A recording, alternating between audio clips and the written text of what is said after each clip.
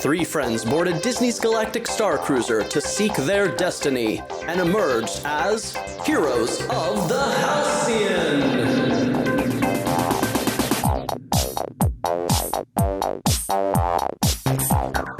Hello and welcome to Heroes of the Halcyon, the best, and to the best of our knowledge, only Galactic Starcruiser Superfan podcast on the interwebs. I'm Galactic Starcruiser Superfan Drew, and with me are... Superfan Christine. And Superfan Martin. Christine, what are we talking about this week? Well, do you both realize we're only about 40 days away from our Starcruiser Superfans Muster Meetup? Wow. It truly didn't occur to me. It's only 40 days. Yeah. So we'll be talking about that today. And then we're also going to be talking about our trip to Batuu West. Nice. This week. This week, yeah. As you're listening to this, we're in the car driving our way. Well, if you're listening in a year, we drove a long time ago. but this week of release in 2023, we will be heading to Batuu West. Well, and kind of shifting to this week, do you remember that point in last week's episode when we kind of patted ourselves on the back for our incredible consistency with putting out brand new episodes week after week, every single week for almost a year now? Space Jinx. Well, Christine, what are we doing this week to kind of shake things up? Well, over the past couple of weeks, I personally have had a couple of surgeries. So it's been a little bit of a challenge to get our recording schedule on track, but I'm good, moving forward full speed again. So this week we're doing something a little bit different to play catch up. Drew? Yeah, this week we're going to combine two of our past episodes, both centered around people who worked on the Galactic Starcruiser experience, either while it was in development or are currently on the ship, maybe even as I speak. You know them, you love them. Yeah, so the first one's going to be Ehmcke from Wookiee Radio, who did some work with the audiovisual aspect of the Galactic Starcruiser experience.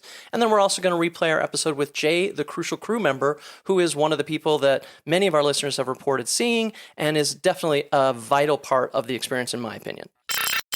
So let's talk a little bit about the Starcruiser Superfans Muster Meetup. Is that the event that's happening on May 2nd at Stargazer's Bar at Planet Hollywood in Disney Springs, Christine? It absolutely is, Drew. Yeah, we are super excited. We've had great ticket sales so far, just a handful left. So please don't delay. Make sure you get your tickets. We've reached out to cast, we've reached out to crew. We've got a whole slew of people that are going to be on Starcruiser, some people that just live in the Florida area. So we are crazy excited for this. I can't wait. It's going to be super fun to meet folks and just a blast. And it's been so much fun to get such a great response from the creators in this Star Wars and Starcruiser community that are donating things for our Make-A-Wish charity silent auction. Yeah, we've unveiled a few things on Instagram and Twitter and on Facebook, but we've got lots more coming. So don't think that what we've posted so far is all we've got. There's lots more coming. Yep, and if you just go to eventbrite.com and search for Heroes of the Halcyon, you'll see the link where you can pick up your tickets. Well, to our dear listeners, the day that we release this episode on Friday, Drew, Christine, and myself are going to be on the road for a road trip to Batuu West. That's also something I'm super excited about. We're going to be meeting up with some friends that we've met through the show on Friday, but on Saturday, March 25th, we're going to be in Disneyland Park, specifically Galaxy's Edge. Look for us in our Heroes of the Halcyon shirts, where it'll be real easy to find. Yes. But it's going to be so much fun to actually tour, Galaxy's Edge together and meet some folks that we've met through the show. Yeah, it's the first time I've been there since we went practicing last year for the datapad practice that we were getting set up. So it'll be good to be going back. Are you planning to continue your datapad excursion, Martin? I haven't unlocked everything on that datapad, and I'm going to keep at it. I still got to do a couple more on that Batuu Bounty Hunter. Oh, yeah, that's right. There's things to do. You guys went to Disneyland, and you guys did the Batuu Bounty Hunt already, right? I did that in World. Yeah, a little bit in World. Oh, okay, but you haven't done it at Disneyland yet. Right. But it was scorching hot that day, and we kind of got to like 3 bounties, and sure. I'm actually kind of curious to see, does your progress on Batuu East transfer to Batuu West? I could argue why it would, and I could also argue why it would be a separate system. Yeah, so, I mean, it's still Batuu, right? And, right. I get it. So yeah, it'll be interesting. Let's see how they handle that. We'll report to you, dear listeners.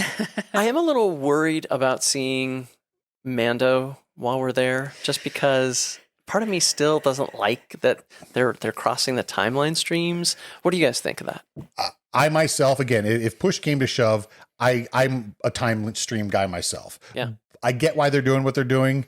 And as long as they don't have characters that are canonically impossible to be in the same eras, you know, I don't want to see, you know, Mando meet up with Kylo Ren, because there's a pretty big time gap. And again, they may meet in the future, but as of the content they're releasing right now, there's still, you know, 15 years or so, you know, 12, 15 years separating Mando and Kylo Ren. So as long as they kind of do their due diligence and kind of try to keep the characters from, you know, intersecting that shouldn't, I get it. I mean, you look at the kids' faces and I feel like a grump complaining, but yes, if push came to shove, I'd keep the purity of that timeline. Oh, I would too. And I'm curious what you think, Christine, but before I go on, I saw the video that when Mando worked for the first time at Batuu East, what was a week ago, 2 weeks ago? That's right. The people crowded around him and Grogu were just, I as soon as I saw that crowd of people, then I was like, okay, now I know why Disney's got to do this. I get it. Completely. I mean, they didn't really have too much of a choice, because most people don't understand that Batuu's set in a really specific time period. Right, you know, they don't understand. Frankly, most people don't care. Yeah. They couldn't care less about when is this set in the timeline. It's not a factor. They just want to see the characters. They, you know, honestly, if it went to a popular vote, we'd see Darth Vader walking around. We'd see Luke. Kylo Ren go walking. We'd see them walking around together if it went to a popular vote. So I actually kind of applaud Disney for keeping the purity as much as they can, while still kind of trying to cater to, you know, what people want. It is a business, and, you know, people want to see those characters. So I understand. Yeah, as much as I'd love to see it pure, I understand too, because they're doing kind of the same thing over in DCA, you know, with Avengers Campus. Oh, sure. You know, as soon as a new Marvel character is brought on to Disney Plus, they are immediately in the park the next day. And it's great. It's a lot of fun over in Avengers Campus to see that. I do think for purists, it's a little jarring to see it over in Batuu, but I have a feeling too that as soon as you're face to face with Grogu, kind of goes out the window. I'm just saying. I'll probably be putting down my protest sign at that point, so it's probably good. It's all written in Arabesh, though, so at least people won't exactly know what it means. So there's that. Hey, you know what? Christine gets her breakfast Ronto wrap, so she's going to be in a great mood. Yes. All is well. So excited. Yes. Well, I'm very excited for that trip. I'm looking forward to doing some more Galaxy's Edge datapad stuff.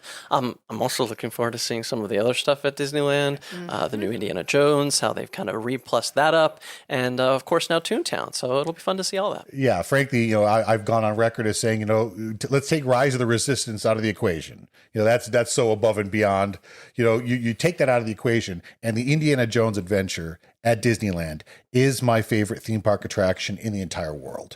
And the condition that it had kind of degraded to was borderline shameful. Yeah. So I was super happy that Disney really did take, you know, 3 months? Yeah, it was a while. It was a multi-month refurb. And, you know, again, I mean, it looks to me like they fixed, you know, several of the problems, added a couple new little bonuses that, you know, don't alter the story in any way, but they gave it some serious love. I cannot wait to see that ride back in its, you know, glorious, you know, I'm not going to say pristine state.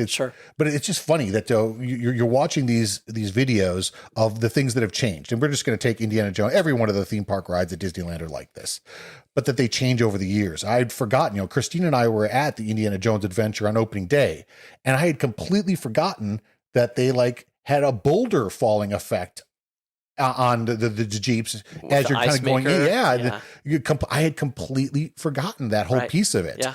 That these rides really do evolve over time. You know, some things get added, some things get dropped, but I cannot wait. Going to Disneyland with friends is like the coolest thing ever. So look for us in our Heroes of the Halcyon shirts, and we'll see you on Batuu.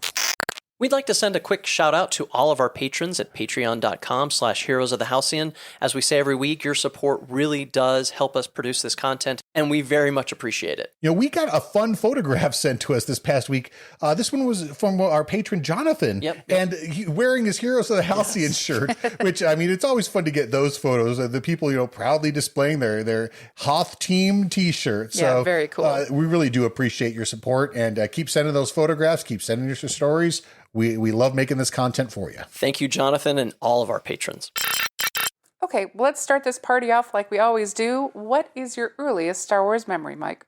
Earliest Star Wars memory is actually going to the drive-in movie theater in 77. It was a double feature, Star Wars followed by Star Wars. According to my parents, I was up both showings. So, I mean, I remember vividly both showings. I did not realize it was that late that as a 6-year-old at the time, when it's a movie like this, it's something I stayed up to watch. What kind of car were you in for that drive-through? It was a Ford station wagon. Oh, nice. We may have to explain to some listeners what a drive-in is. and probably what a station wagon is, too, yeah. So what currently is your favorite Star Wars medium? Whether it's movies or TV or comics or books? Yes. Good answer. Good answer. Nice. Being a podcaster, I get the luxury of being able to get preview copies of books and audiobooks. Of course, I just got the new Princess and Scoundrel book and audiobook. So that's my next hit. So yeah, I still got to get through Brotherhood. I still got Shadow of the Sith to read. So I got those 3 books, which with the procedure I'm about to have, I'm probably just going to sit down and go audiobook for a while. Comics, really huge on the Dr. Aphra title. Always have been since she was introduced. Bounty Hunters is also another one that I am enjoying. Obviously, Halcyon Legacy just wrapped with it. So I have all 5 digital. What'd you think of the actual storyline for Halcyon Legacy? I'm loving it. It's very similar to the Galaxy's Edge mini, where, it's a different tale from a different era. But I love with the Halcyon that they actually go back to the High Republic with it. Yeah, I remember in the first issue, they showed those Jedi having, I think it was the Jedi having the battle, and they sliced the wall on the stair, and I remember thinking, that's going to be on the ship. I'm sure that, because that's the only reason to put it so prominently placed in the comic book. So yeah. Yeah, and it is on the ship. Mm-hmm. If you saw it, you saw it. If you didn't, I'm still not going to say where it's at. Yeah, there's a couple fun little Easter eggs in there. So is the comics really one of your? You mentioned the books and the comics. I mean, do you like that over obviously we all like the movie, so it's hard to say that those beat. But I'm going to have to say I fudged. My earliest memory actually was issue 1. Oh, nice. In April of '77 of the original Star Wars comic. I was reading that before the movie, and I'm like not realizing what this was. Then all of a sudden the movie, and the movie totally blew away the comic. Yes, it did. So I don't know if it was something that my mom says my dad was interested because it was being described like a space Western. I don't know if I might have spurred that a little bit because I would go to the store with him and I was picking up this book. And of course, it's saying movie adaptation on the cover. So I don't know if he was reading my comics as well. Who knows? May have been. Probably was, sneaking them on the side, it's good. So thinking about the podcast, Mike, how long have you been recording Wookiee Radio? A little over 6 years. How did that start?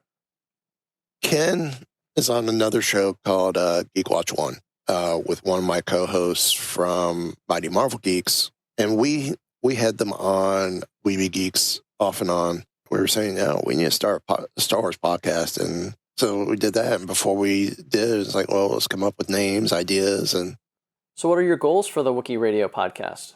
Just keep doing what we're doing. Have fun. I mean, we've hit a lot of big goals already. We've had a lot of guests on, and some of the people we've had on has been great. Right now, you're actually working for Disney. And how long have you been with the Disney organization? February 2nd of 2023, right? Yeah, 2023 will be 25 years. Wow. That's cool. amazing. That's amazing. So what was your first job with the company? I've always been in entertainment, a stage technician. My first stage location that I worked on was Hunchback of Notre Dame. At that time, Disney MGM Studios, and it was at the Backlot Theater.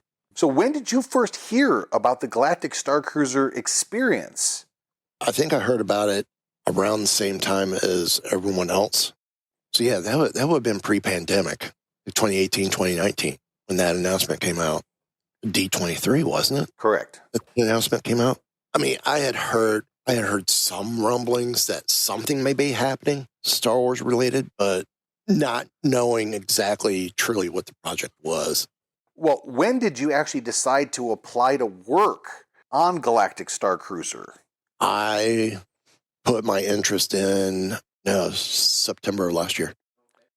And for our listeners, can you kind of just go over what was your specific contribution to the project in its opening phase? I was brought over, and I was there from February to beginning of February to end of March. So I was there for opening crew, for the launch crew. I was in entertainment, one of the technicians responsible for helping run the various elements of the show that you see that is known as the Halcyon. That's got to be a challenge because, again, when I do just basic, something as simple as running an audio-visual meeting for executives at the office, if something goes wrong, the techs have to swarm in there and get it. But for you and the techs, and again, obviously not asking anything we shouldn't hear, but it's got to be even more challenging to kind of fix things without letting people see you sweat. That's that way at Disney in general. No matter whether it's the Halcyon or Epcot or Magic Kingdom, I mean, if there's an issue, we fix it the best way we can. Halcyon's a little different of a beast. Some things, if we can fix it from where we're located, we fix it from where we're located. If it's something where we have to go into the ship, you'll see us. You may not know who we are, but you'll know we're a cast member because we wear the name badges just like everyone else. Well, I'm not sure that this is something that you can talk about, but do you have a uniform when you're like on stage on the Halcyon, or is there a specific tech uniform that you wear? Yes, we do have a specific tech uniform, and it's very similar to the same uniform as what maintenance wears. There was talk that our costumes were going to change because they're costumes, not uniforms. There was talk that costumes were going to change. Last time I talked to some friends of mine over there, those costume changes haven't happened yet. So kind of just thinking about the system implementation part of it, did you like create the implementation, or do you have to like implement the AV plan that they had already had, or how did that go? A lot of the implementation, we didn't design it. It was all designed by Imagineering, or in conjunction with like the audio designers or video designers, lighting designers. So basically, we in many ways are operators or engineers like we would be on any daily op show at Disney. So you make the reel from paper to reality Yeah. But we get to see changes implemented, and we get to delve into it a little bit and try and understand it better. That way, when problems happen, we could try and minimize the downtime as much as possible. Were the early test cruises were those just cast members who maybe got a lottery or signed up or somehow? Yeah, most of it was cast. Have you been able to enjoy Starcruiser? The closest we got, they did an open house in February for the entertainment cast. So I got to bring my wife and daughter and let them. I had to work part of the night. So even though I was being paid to be there, during some downtime, I got to go spend that with the family. And we got pictures on the bridge, pictures in Sublight Lounge. I didn't get to see like the Gaia show that they saw. We ran that open house. We ran the finale twice. So I worked both finale shows. Got to see some cool things and got to see some of the interactions. That night was also the first night I ever got to see any of the rooms.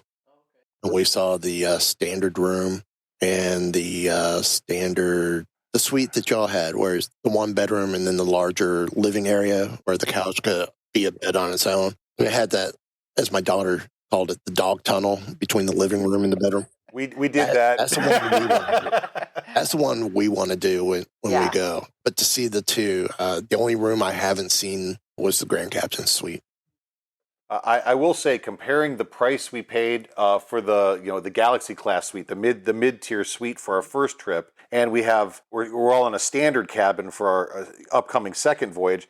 There really was not a huge differential from one to the other. There really wasn't. I gotta say, pro tip to everyone listening: if there is ever an opening for that Galaxy class suite, the middle tier suite, there's only 4 of them on the entire ship. Go that route. It costs a little bit extra, but not. You look at what we paid the first time versus what we're paying this time. But that's the pro tip. If we ever have the ability to do that again, yeah, I would. Yeah, see, I didn't go down in the hallways much because there was no need for me Sure. to go down into the hallways. Hey, look, another door, and another door, another door. Well, there was nothing entertainment Right. Yeah. Right. down in that area. It's all sleeping area, so. Okay, so let's go back to your time in Sublight Lounge. Were you able to enjoy some of the food and drinks that they offer? Nope. Aw. Oh, no, that's too bad. They were not running Sublight Lounge for us night of the open house. I got there after they did all the various tastings. So I never got to enjoy offerings from Sublight Lounge or from the Crown of Corellia. Have you gotten to see any of the pieces of the story? Meaning, have you gotten to see any of the characters in action? Have you gotten to interact Oh, with yeah. Yeah. Oh, yeah. Do you have a favorite storyline or a favorite character? Not actor, but character. Character, I'm split between 2. Being a huge droid guy, love SK.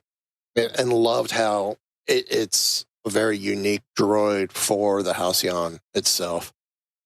I'm also very, very keen on Wraith.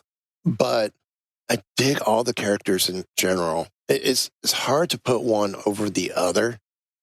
I know, like, for my daughter, her ranking goes Gaia, Linka, then SK. For me, Wraith is top. I kind of relate to that, to the character quite a bit, because I kind of, obviously with Wookiee Radio calling ourselves the Smugglers 3, and I'm kind of partial to that type of character anyway. Linka I really like, even though, as we discovered with the comic, this is technically her second cruise. But the way the character is portrayed on the ship during her performance, you would think she's been there for a while. I got that same exact impression that I was very surprised to hear that this was Lenka's like second trip. I mean, she had the Crimson Jack episode and then this. Our Voyage. And So she's had an action-filled couple voyages there. So, I mean, I think me personally, not knowing more the intent behind the character, I think there's more to her backstory that's even been mentioned in the comic. And some of what I had the impression of comes out in the comic, but I think there's still more that's not being said. So one thing, since you were there for much of March, you must have, obviously, you saw several of the acting crews serve individual characters.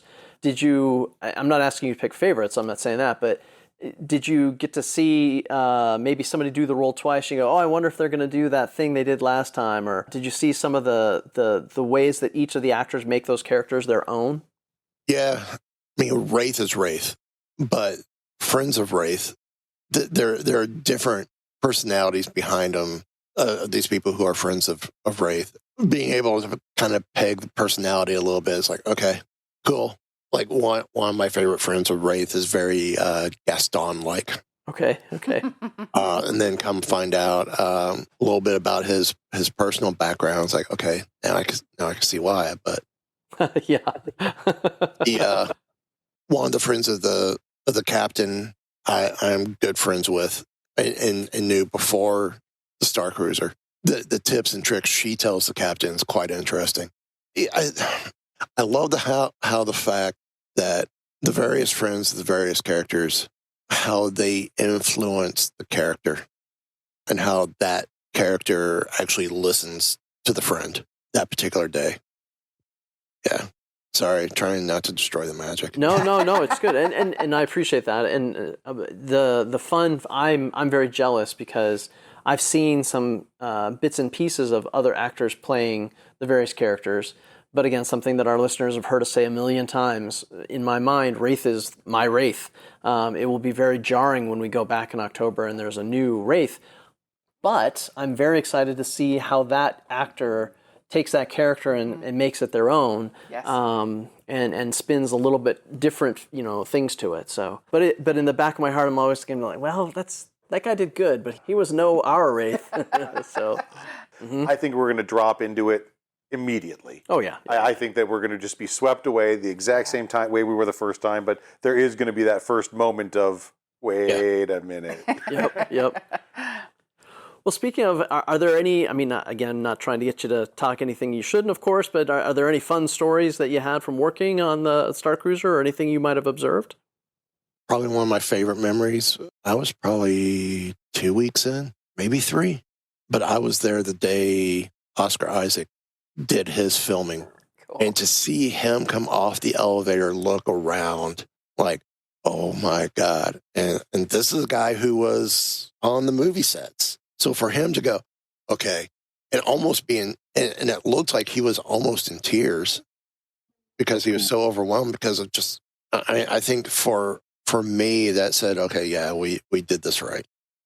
Yeah, we did it right. Do you have any, what's next for you, Mike? I mean, I know you got some good stuff ahead, but any projects on the horizon that you're looking forward to?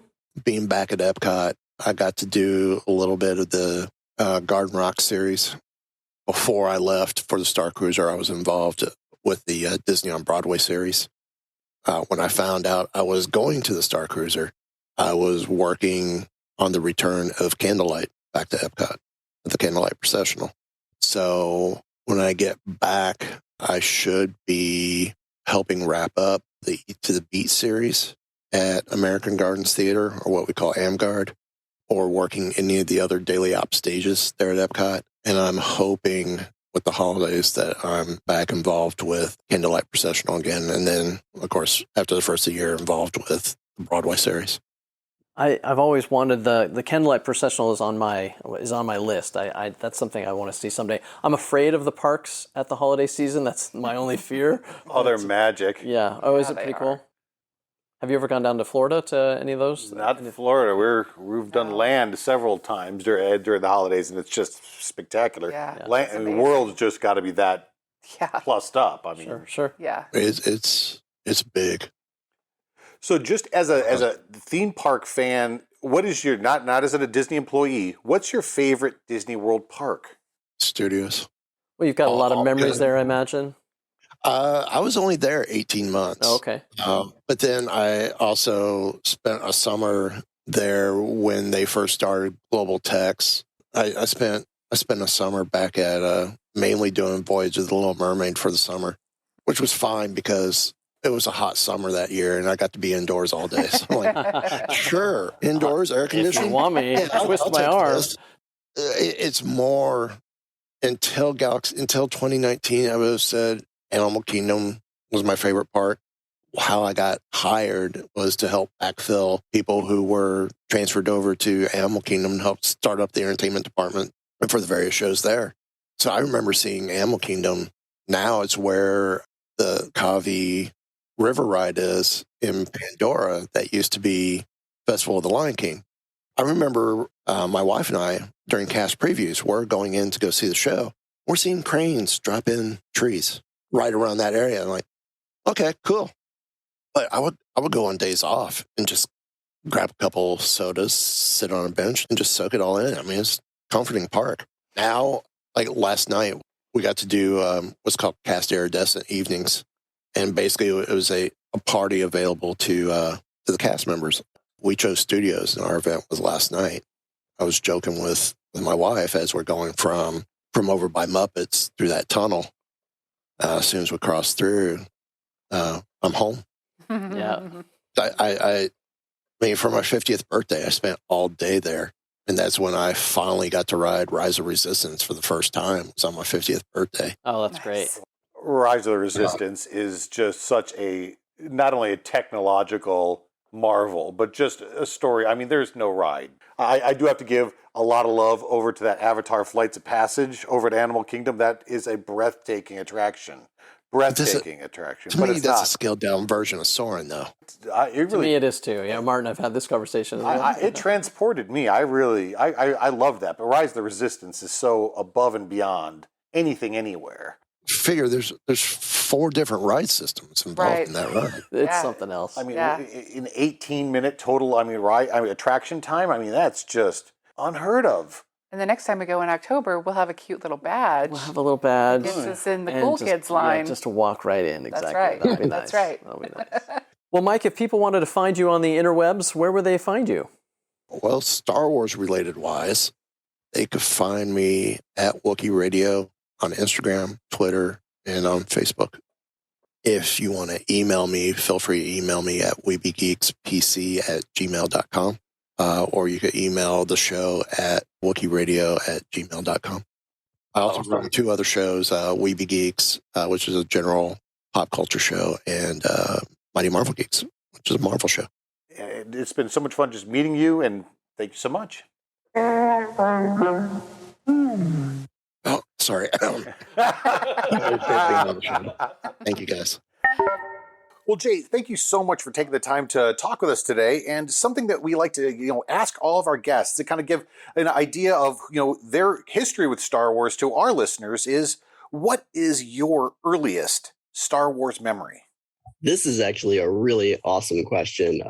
I grew up within kind of a Star Wars family. It was really my brother. My brother was a huge Star Wars fan. He was born in 1971, so he was on board right when A New Hope came out, and he had all the action figures. So I honestly remember, and I'm almost sounding like Princess Leia in Return of the Jedi. It was like images or feelings, really, where I remember his room and the toys, and I remember playing with some of the action figures. But my first memory of the movies actually was a recorded version of Star Wars on VHS. I remember just watching that all the time, and it had the commercials in there. And I remember even some of the commercials that were within that VHS. And I really wore that out. And I think Dano, was your previous guest. I think you basically said the same thing, where I wore that VHS tape completely out, and to the point of it breaking. That's awesome. So yeah, Star Wars, watching the VHS and playing with those action figures. I remember that at a very young age, even like images of it when I was probably 3 years old. We all had that VHS tape. Oh, yes, absolutely. Yes. I can watch Star Wars at any time I want. Yeah. Exactly. That's the funny thing is, we're the same age as your brother. So, yeah. When Star Wars came out, we couldn't watch it anytime we wanted to. And going to get to see Star Wars was like the biggest treat in the world. Like, my goodness, we're going to go see Star Wars? Wow. Right. So, yeah, the kids nowadays, they can see it anytime they want. They don't know how good they got it, and I want them to get off my lawn. Well, Jay, with so many, movies and TV shows and video games, what is your favorite Star Wars media of any type? And I have to take this back to the originals, the trilogy, and it kind of fluctuates. It just depends on the time of year as what my favorite is. But because I have a soft spot for each of the originals. So like I said, A New Hope, I remembered watching on the VHS, and Empire Strikes Back, I would probably say is probably my favorite. I mean, a lot of people go with that one if they grew up with the originals. And I have to say that that hit me as far as it had a lot of meaning to me, a lot of parallels to me growing up and things that I was going through. I kind of compared a lot to my life to Empire Strikes Back and the struggles that I had. So yeah, that's definitely my favorite. But even Return of the Jedi, that was the first one I saw in the theaters. So I even have a real soft spot for that one too, because I remember seeing that in the theater. So it just depends on what I'm in the mood for currently, of what my favorite one is at the time. But it's definitely one of those three at any given moment. But I tell you right now, I've been on a Clone Wars kick. So I've been watching the Clone Wars series a lot. I just love that whole series. It's the only positive thing that came out of COVID is that we were stuck at home, and I was able to watch all of the Clone Wars and all of Rebels. So you mentioned some parallels with Empire Strikes Back. You weren't caught in an ice cave or had one of your hands chopped off, I hope.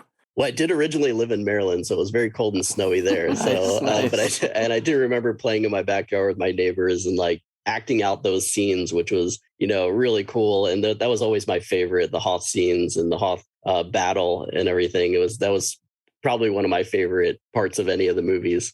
Seeing that for the first time when they all line up and they're looking through the binoculars. I know there's a name the for macro binoculars. Macro binoculars, and they're looking through, and you just see the start, and then you just recognize the scale of these things, and it was just amazing. What is it about Hoth? Because Hoth is everyone's favorite. I mean, Hoth is my absolute go-to, favorite Star Wars destination. Why? Well, for me, it was definitely the snow. I mean, it was because of the snow. I grew up in Maryland. We had snow. I love snow. I was a snowboarder. I loved going out and playing in the snow. So that was the whole thing. It was like to see this cool snow ice planet, being able to kind of go out there and be like, oh, wow, I'm at Hoth right now. I can act out these stories. So I've never thought about that. That everyone that grew back east or whatever, or in a snowy climate, they have that complete parallel. But you can go ride a snow horse on Hoth. They got these big monsters out there. It's just the coolest environment. No pun intended. No, and Hoth is what? Only 45 minutes of screen time? Oh, if that. If that much, and yeah. it's just left this mark on every one of us that it's just, it's a snow planet. We've all been in the snow, and it's just such a special place. Well, Jay, we actually met you through your job at Disney. How long have you worked for Disney? I've been a cast member for about 6 years. Actually, it'll be 6 years next month in the beginning of September. Well, as a cast member, when did you first hear about the Galactic Starcruiser experience? I remember being a guest in the park in Epcot when the announcement was made that Lucasfilm or Disney was purchasing Lucasfilm. I was just amazed. I thought it was the best move ever. I thought there was great ties throughout the history of Disney and Star Wars, or Disney and Lucasfilm, and I thought it was a perfect match.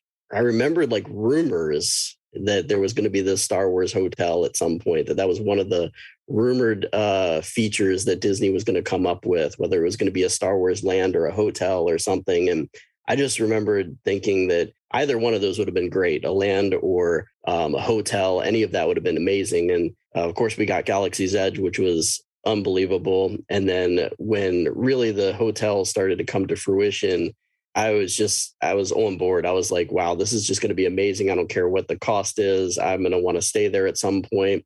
Little did I know that I was going to be a little bit more a part of that. So that was I remember when the concept art came out, it just, everything throughout that whole progress, I was hooked right from the beginning. So how did you decide to apply to work on the Galactic Starcruiser? That was actually a very interesting decision of mine, because when Galaxy's Edge was announced, I decided not to put in for the transfer to go over there, because I wanted to experience that as a guest, and I didn't want working there to ruin that. I didn't want to have to work there every day and then be like, I really don't want to go and enjoy myself there. When the Starcruiser was announced, I figured this is going to be expensive. I'm probably not going to stay there often. May only be once or whatever that might be.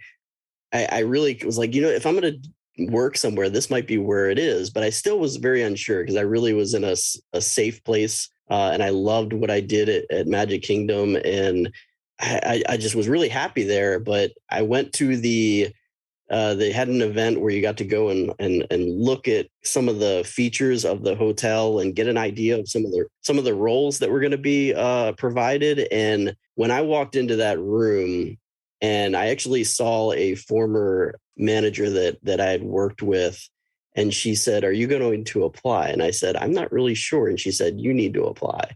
And I started really looking around and listening to the stories that they were going to be telling. And I'm like, you know what? I think I need to do this. And when I got home that night, I talked to my wife, and I basically said, you know what? I think I need to, it's going to be a little bit of a step back for me, but I need to do this. And I put in for it that night for 3 different roles, because I decided I had to be there. So I put in for 3 different roles. So what was the application process like? Was it just, I wanted these roles, and then was there any more talking about it, or was it just a straightforward process for you? So it was a little bit unlike another transfer at Disney. You did have to go through an interview process. So I interviewed for 3 different roles. I got picked for the interview process for the 3 roles that I put in for. I really didn't know how to present myself in those interviews, because again, this was something that was never been done before. Right. So, no one's ever seen this. How do you know what to say? I didn't know how to really what did they want to hear? I heard that, you didn't have to be a Star Wars fan to work there. So I was like, do I want to come off too much of a Star Wars fan in these interviews? I think that ended up coming across that way anyway, just because I was so excited. So the interview process was really a blur for me. I really don't even remember what I said. Yeah, I think really what Disney always does with cast members, and when they want to try to find the right cast members, they they look for somebody that really has a passion for what they do, and the immersive storytelling is what they want. And I think that, they saw that in the cast members that they picked, and I was one of the ones that was selected. And it was great to be among that first crew. Can you share the other two roles that you went for? Food and beverage, because I love the food at Disney, and I always had a kind of a thing for wanting to get into that side of the business. And the other one was the roamer position, which is kind of a jack of all trades. They do a lot on the ship. It was going to be a lot more with the interaction with the guest in that role. So I put in for those two roles, as well as the role that I got, which was the custodial role, which was what I always was at Disney. So I had a feeling that when they said that they were going to pick what I was most experienced in, that I was going to be continued in the custodial role, which I was fine with because I get a lot of guest interaction with that as well. So we know you as the crucial crew member. What is your exact title? So it is the Disney term for the role is custodial, but we like to kind of not use that term on the ship. We have kind of tend to use the term sanitation department. Cool. Nice. Make it a little bit more Star Wars language. Sure. So we kind of made that up as we went along, and it wasn't told us for us to do that, but we kind of call ourselves the sanitation team to make it a little bit more Star Wars language. Yeah. So what was the training like? Since this is such a different experience than just your, the daily park experience, what was the training like? So I've heard it was kind of similar to what Galaxy's Edge was, and also even Pandora, where we had to go in and we had to learn a little bit of lingo, different language terms. So there was like an onboarding process of, okay, so this is the immersive storytelling that we are doing for our guests. And, this is the kind of language that you need to learn as far as certain terms that you're going to use. You're not going to use these earthly terms anymore.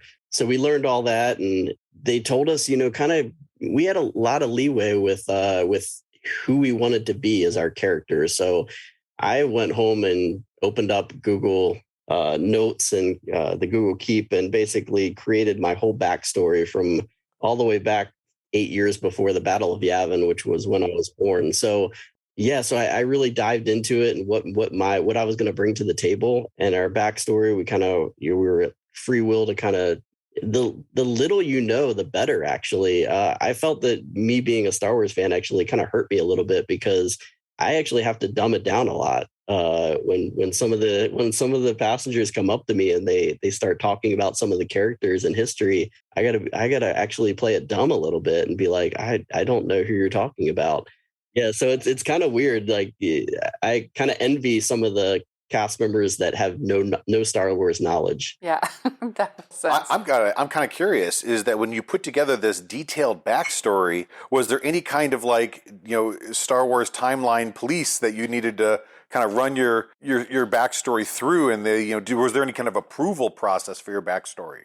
So no, like I said, they don't really want us to going up to somebody and be like, blah blah blah blah blah, here's my whole backstory. We're here for the passengers. So, but if passengers start asking us questions, we got to be prepared to answer those questions. So, that's why I felt it was really good to have this really extensive backstory. I mean, for example, my backstory has, in my family, my grandfather was Mandalorian. So, if there's a Mandalorian on a ship and he comes up to me and he starts talking to me about Mandalore, I can kind of connect with him in that way and say that that's part of my history and have that connection there. So yeah, so there's little things that we can throw in there, and we do have the liberty to do that, which is really fun. Do you have any good stories about an interaction that somebody came up with to you and you got to bat it around a little bit? Honestly, offhand, not anything in particular. I mean, really, when I see that one of the passengers recognizes that I'm really fast on responding and I can tie it into what they're talking to me about, that's just the real joy that I find. But yeah, I love talking to the passengers that really get into character. But I do remember the one character that you had mentioned, the pink Twi'lek that was on the ship. So, and her character name was Ehmcke. That was her Star Wars name. And I remembered reading on Facebook in the group chat that they were coming on board. And I remembered reading their backstory. And one of the things that I knew before I left for that day is I have to meet this couple. and I have to play up their story. I went up there and I was just waiting to find them. And I saw them come out of the turbo lift, and I went up to her, and in their backstory on the Facebook group chat, they had mentioned that if you come up to us and you possibly know who we are, we're going to pay you off to basically not rat us out to why we're there. That's awesome.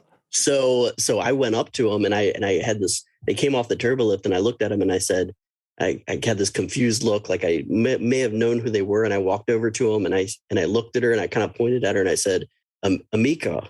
And she looked at me and she said, no, I don't think you know who I am. And she motioned to her husband, and he started reaching into his pouch, and he pulls out, what was credits, and he kind of like passed them off to me. And I just put out my hand, and he just dropped credits in my hand. I put them in my pocket, and I looked at her again. I said, yes, I have you mistaken for someone else. And I just walked away. That's cool. And that was like one of the coolest interactions that I had. And it was like they played it off so well. And like there was just that brief interaction, but it was so much fun to do that. And those are the greatest ones, some of the simple interactions that I've had. But that's the magic of Starcruiser, though, is it's the cohesiveness of it. Every one of these cast members is got this extra something that they always bring. It's everywhere you go on that ship. And you made their trip. I mean, if they was that right after they got off the lift? It wasn't after they got off the transport coming up to the ship. They had been on the ship for a little bit, so I think they were coming back from their room up to the atrium and or from the Crown of Corellia or wherever. But they walked off the turbo lift into the atrium, and that's when I saw them. I walked right up to them, and like I knew who they were, and that's when they kind of stopped me, like, no, you don't know us. They've told that story. I mean, we haven't talked with them. We hope to talk with them. So Hyperspace Props, if you're listening, we'd love to chat. But but honestly, I guarantee you, they've told that story to somebody several times. I got chills listening to it. Just because that's the kind of stuff, to your point, Martin, that makes the trip. That. Yeah. I'd love to meet them in person. Like, I have no idea who they are. Honestly, it was like just that brief encounter, but it was one of the most memorable ones. So, because they really did have a really cool backstory. So I would literally slice off real world fingers to help the Wraith, Cole, and Guy that were on our ship. That's the connection we have with those, those performers. I mean, it's just unbelievable. Well, we formed a relationship with one crew member in particular. I mean, so it was at the very end of our experience, and because we were slow, we didn't realize we needed to make arrangements to get off beforehand. So we were literally the last. I mean, literally on our voyage, we were the last people. And I still remember Andrea. She formed a connection with us mainly because she wanted us to get the heck out of there.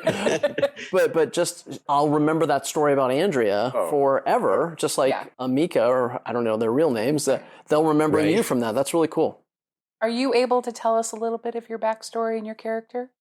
So I am from Lothal. That's what my name tag says on my crew member uniform. I'm from Lothal. I was born, like I said, 8 years before the Battle of Yavin. So I grew up right around the time when I was around 3 years old was when Rebels was occurring on Lothal. And I did cross paths with Ezra Bridger when I was younger. So he's a little bit older than I am. But we did cross paths at one point. He actually stole from my father, who had a speeder parts store, like kind of like a junk dealer. So we had a little bit of a run in there. But my father had a soft heart for him because he knew that he was a street rat without his parents and things like that. So I grew up around that whole Rebels time. We lived outside of the city, Lothal City. So we saw a lot of what happened. There was all these rumors of a Jedi, and we saw the Ghost and, the Phoenix Squadron wreaking havoc on the city. My father actually has a little bit of backstory with the Empire. He actually helped out with the TIE Defender series on Lothal before he realized some of what the Empire was doing, and he disagreed with it. And he was able to get out of the Empire without having anything come against him and the family. So don't really know how that happened, but that's kind of a mystery. But so he kind of kept us safe, got us out of the city far away. So we really weren't there when the siege of Lothal happened. too much. But and then I left Lothal not long after because it had been there really wasn't much to do on the planet because it had been pretty much ravaged by the Galactic Empire. But most of my family's still there. My wife and I actually live currently on Felucia. We wanted somewhere exotic to be. And so like in our travels around the galaxy in between, I came across recruitment for CSL. So I had been with CSL for about 6 years now. And I was on the another ship before I came to the Halcyon. I'm recently with the Halcyon. So you were on board the Halcyon. Your character was on board the Halcyon during the Crimson Jack incident then. Yes, I was there as well. Wow. That was actually, I was brand new to the ship at that time. So cool. This is so awesome. Yeah. I'm like, okay, now what? What happens next? Smiles. And honestly, I so have not big. even read the issue number 5 yet, so I gotta get caught up on that so I know what happens. Yeah. I was just reading issue number 3 tonight, so I'm behind as well. Okay, so tell us what your typical day is like. So that's actually changed a lot recently.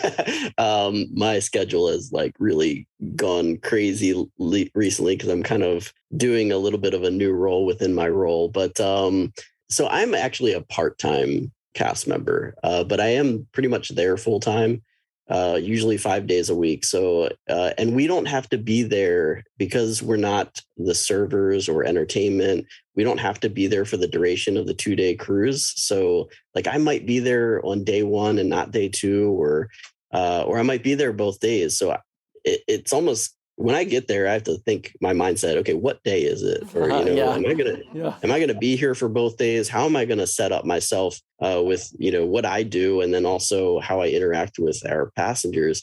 Our role in custodial is very easy. The one thing I love about custodial at Disney is it's not hard to keep the area clean. We usually have enough people to do it. The one reason I love the role so much is because if you ever have noticed the custodial cast members in the parks, it says custodial guest services. So we have a lot of interaction with the guests. Being in the sanitation team on the ship, it's the same way. We're kind of like sanitation passenger services.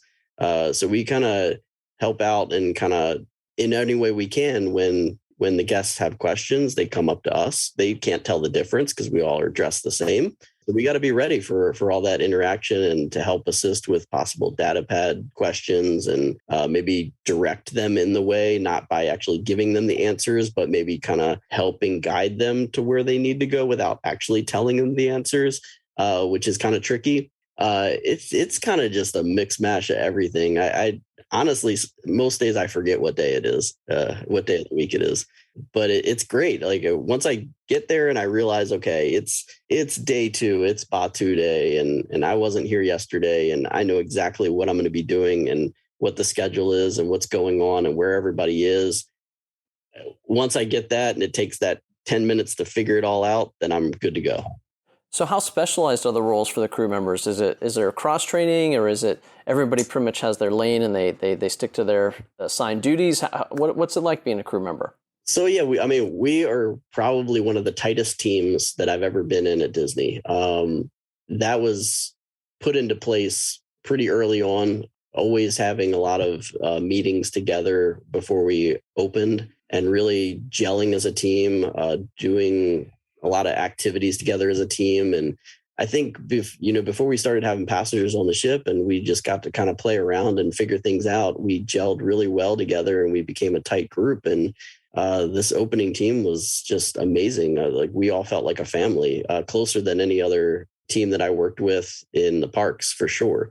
I've never felt this close to our entertainment cast on property that I do with our entertainment cast on the ship.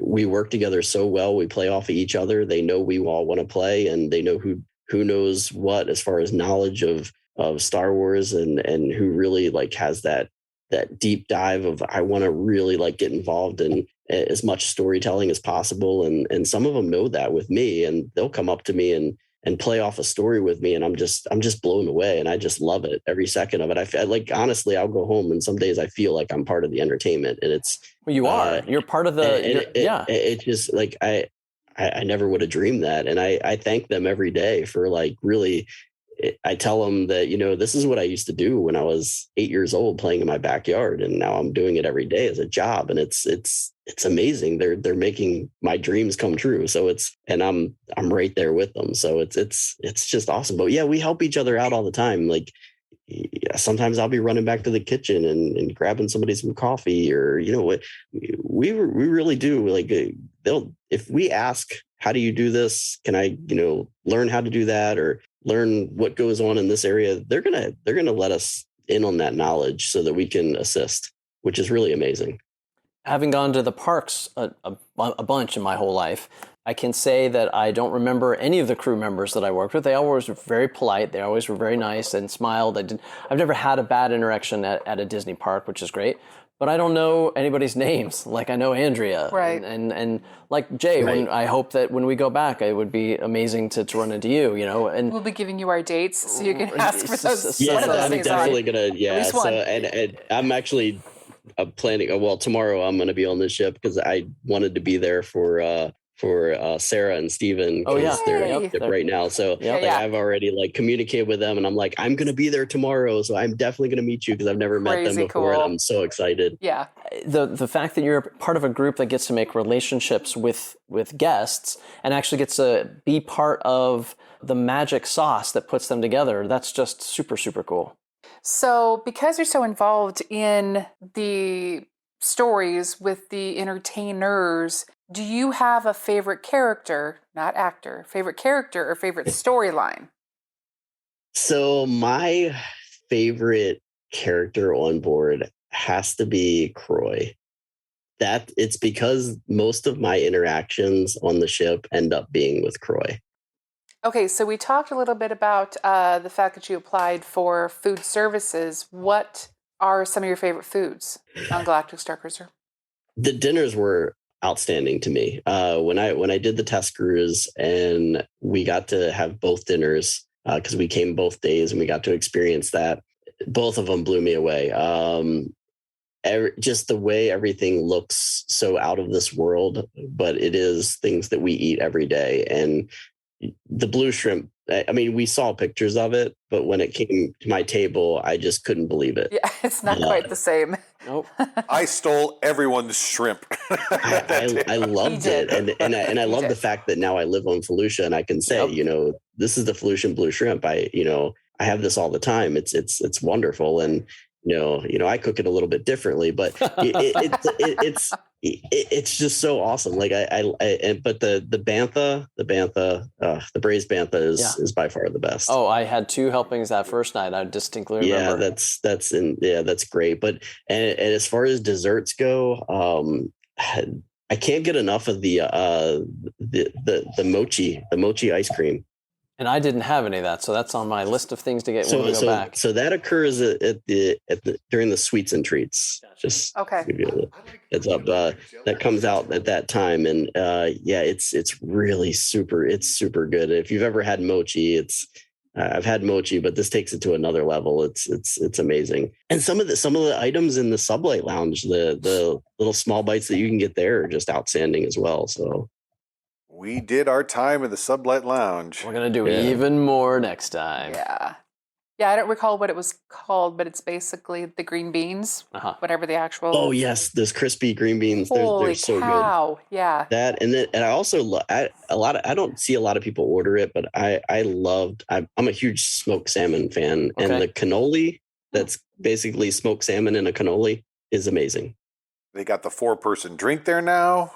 That looks outstanding. Yeah. Just so you know, and actually it tastes good too. Well, there's 4 of us, and there's going to be 4 straws on the drink, so We'll be in you good can shape. join us for That's in right. the Sublight Lounge. That'll be good. Yeah, that's a really, really good drink. I think it's the crate reactor. I think that's The what that's crate, called. that's exactly right. Well, I have to say, it sounds like you're already living the dream, but if we're going to blue sky this and ask just the big dream question, what would your dream job be at Disney? So, well, I mean, obviously, now that Lucasfilm is owned by Disney, it would have to be under the Lucasfilm umbrella. If I could figure out a way to stay home based in Florida and not have to move to California, because I really don't want to make another move that big, I would love to work for Lucasfilm. And it would just be amazing to be part of something, even if it had to do with what's going on with Star Wars within the parks and the projects, or if it had to do with the convention circuit, because I love going to the conventions, just whatever it might be. I mean, I live and breathe Star Wars. I always have. And when I go out to eat, my wife, she's sometimes she's like, I can't believe you're doing this. But on the back of my cell phone, I have the CSL insignia on my phone as a sticker, and I will lay my phone upside down so that everybody sees it. That's cool. Because I hope that somebody comes by and asks me about it, because I want to talk about it. And I do all the time. And people come and they stop and they ask me, have you been on the Starcruiser? And I'm like, I'm actually a crew member. And they will actually pull up a chair and, do you mind if I ask you some questions? And I'm like, certainly not. All the questions, bring them. And I will talk to them for an hour easily about the Starcruiser and Star Wars and everything in between. So yeah, so if I could, I mean, I'm right now, full-time Star Wars, but if I could do it on another level and continue to do it on another level, that would be my dream job. I mean, there's that whole branch of Lucasfilm that kind of straddles specifically theme parks and Lucasfilm. I mean, you look at like the Matt Martins, you know, Yes. the story group, and you know, that's to me is the ultimate playground right there. You've got the best of both hats worlds. off to Matt Martin. I mean, he kind of like catapulted me as the crucial crew member. I mean, you guys did as well. It was kind of between you both. And I met him on the Starcruiser because he came out and he visited us when we were in development, and I got to meet him, which was amazing. And then when I went to Celebration in Anaheim and I went to the Disney Parks panel afterwards, I went up to the stage and I literally yelled out, you know, Matt, it's the crucial crew member. And he like recognized me from that whole bit on Twitter and like came over to me and gave me a fist bump and was like, how you been? How you doing? How is everything on the Starcruiser? So yeah, it's just, it's such I just love the Star Wars community. It's just amazing. Yeah, it's and going to Celebration just kind of re-solidifies all that. When you get all those people in one room and everyone's just so excited to see you and to elevate you while elevating themselves. You know, it's not a competition at any point. It's just tell me something awesome and I'll tell you something awesome back. I mean, everyone's just so excited about Star Wars. Right. Yeah, and I went every day. I went to the floor display for Starcruiser, and you know, seeing everybody that was there on the ship, you know, at the Imagineers, and getting to see them again, and it was really cool to just live that up every day and just talk about it all the time. So like, yeah, I tried to wear something CSL every day so that people would ask me about it. So, well, before we return to Starcruiser, I'm actually going to be coming inked with a Starcruiser tattoo before our next voyage. So one thing about Starcruiser, we walked off and it wasn't 2 weeks that we were off and we had another trip booked. And then we said we have to keep talking about this, and we started a podcast just because of our incredible love for this experience that they've put together. But you've put together a podcast as well. Can you tell us about what you're doing, Jay? Well, it's very, very early stages, but this is just something so ever since I came down to Florida and I started working at Disney, and my love of Disney has shown through. And I've had tons of people constantly tell me that I should do some sort of blog or podcast or something about Disney or food or something within Disney. I always kind of had in this back of my mind that I would love to do something Star Wars related.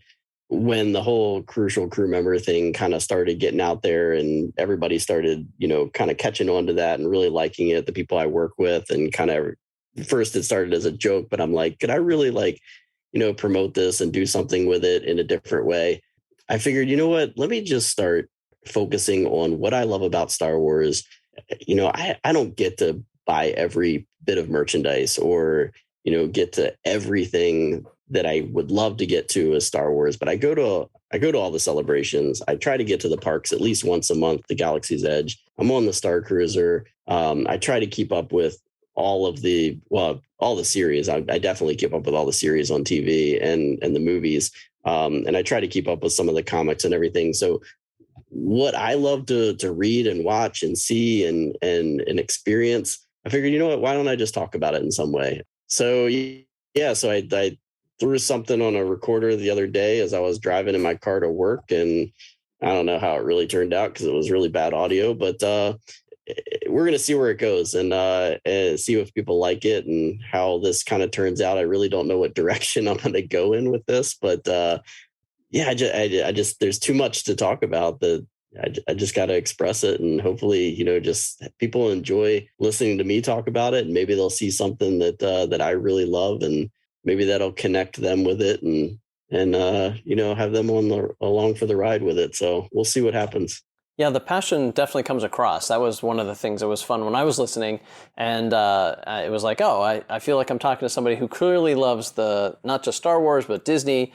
And it's coming across when we're talking to you now. It's actually really cool. Yeah, and again, I want to keep it, I didn't really have anything scripted. I had, certain things like that I really wanted to touch on. And I had those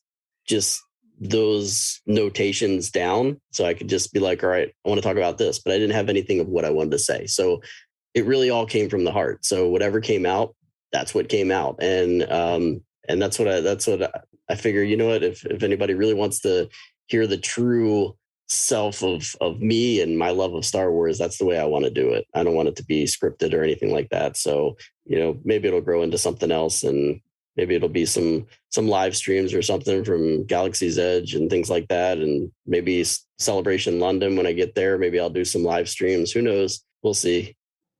So if people want to find that podcast, what's the best way for them to find it? So my Twitter page is really going to be the best way to get a hold of me. So I'll probably post it on there, which is the Crucial Crew member at Crucial Crew 2021, because that is when I joined the Starcruiser team was in 2021. So it's Crucial Crew 2021. Also, my my Instagram is pretty active, and that is the Crucial Crew member. Well, Jay, thank you so much for coming on the podcast today. It has been a super pleasure to talk with you. We've all been smiling like grinning idiots over on this side, so it's very fun to hear. And again, your passion definitely shows through, and I'm excited for the chance to actually meet you when we come on board. I'm super excited to meet you finally, Drew. So hopefully I will be there. Christine Martin, I've met you already, and I can't wait to hopefully see you guys again when you come on board. And this time I'm ready to play it up with you guys a little bit more. And again, thank you guys for everything that you do with this podcast. It's been awesome listening. You guys are doing a great job. I tell everyone I can about you. It is a definite gateway to learning about the Starcruiser if you're planning on coming on the cruise. And even if you have already been, it's a great revisit. And I listen to it, and I'm there almost every day. And it just, it's definitely enjoyable to listen to. Thanks a lot for that. Wow. Yeah, thanks so much. Your check's coming next week, so that'll work out really well. Well, you loved the episodes the first time. I bet you loved them again. So you actually reposted these as part of what we're putting on YouTube as part of our series of moving our audio content to our YouTube channel, which is actually going really well. It's amazing how many people are watching or listening, or what do you say when you do that? I still haven't figured that out. Right. I actually have started listening to podcasts on YouTube, and I still call it listening because I'm not staring at the screen, but it is kind of a weird thing. You're on YouTube listening to things. Well, as I recall, there were more than 100 views of Jay's segment very, very soon after we posted it, actually, which is absolutely really amazing. We're getting a fantastic response to this. So we're going to keep, we're putting up around 2 to 3 episodes of our past, archive every week. So just keep watching YouTube and you'll see new content or refreshed content all the time. And we're mixing in, obviously, the new video stuff that we're doing as well. We've got several planned in the near future, which I'm super excited for folks to see. And what I was saying earlier is I listened to Jay's episode, not just when I cut it together for this episode, but it's actually so much fun to hear back then how excited he was. And we just talked with Jay just this last week, and that excitement lives to this day. I got to tell you, I'm going to throw a little sneak peek out there. Jay's got some really awesome episode ideas that we're going to be doing with him coming up in the next couple of weeks. So and I'm very excited to see that. And I'm super excited and hopeful that we're going to get the chance to meet Mike Ehmcke in person when we're in Florida. Yes. So. Yeah, he's local there. And so, hey, Mike, if you're out there, Starcruiser Superfan Muster Meetup, let's chat. So if people wanted to reach out to us to maybe chat about future ideas for episodes or just give us some feedback, how would they do that, Christine? Yes, you can always email us at heroesofthehalcyon@gmail.com. Like Drew said, we love getting your ideas for future episodes, as well as hearing from you before your voyage, after your voyage. Send pictures, stories, characters, anything you've got. We love reading them. We actually got some messages from folks this week while they were on the Halcyon that they're in real time telling us, here's what Wraith is doing. Here's what Lenka is doing. And honestly, we absolutely love the fact that you're sharing your Halcyon adventure with us. And make sure to continue to follow us on Twitter at Halcyon_Heroes, on YouTube at Heroes of the Halcyon, and on Instagram at Heroes of the Halcyon. And on March 25th, this coming Saturday, when we're in Batuu West, we're going to be playing around a bit with Instagram Live. So your participation and patience are both appreciated while we show you our day on Batuu. Well, thanks for joining us again this week, because the Halcyon always needs heroes. It's always fun shooting the poodoo with all the Starcruiser superfans out there. So until next episode, it's our honor. Let's raise our glasses with the Halcyon toast. Tabooite!